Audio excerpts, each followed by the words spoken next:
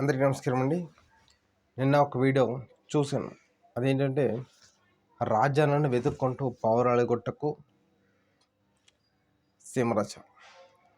ఈ వీడియోలో ఆయన చెప్పింది ఏంటంటే ఆయనకి రాజశేఖర రెడ్డి గారి మీద అమితమైన ప్రేమ అభిమానం ఉన్నాయంట.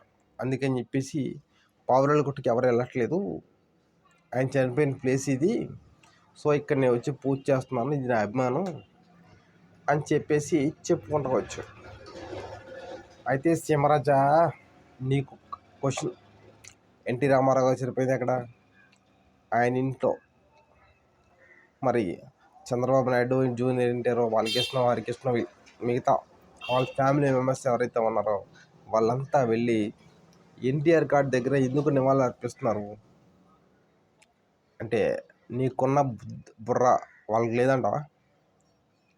బేసిక్గా వాళ్ళందరూ ఎన్టీ రామారావు గారి ఇంటికి వెళ్ళి కదా నివాళులు అర్పించాలి, నువ్వు చేసిన దాని ప్రకారం. కానీ మరి వీళ్ళు ఎన్టీఆర్ ఘాట్కి వెళ్ళి అక్కడ దండలేసి నివాళులు ఎందుకు అర్పిస్తున్నారు అంటే వీళ్ళకి ఎన్టీ రామారావు గారు అంటే అభిమానం లేదు, నీలే. అంతేనా?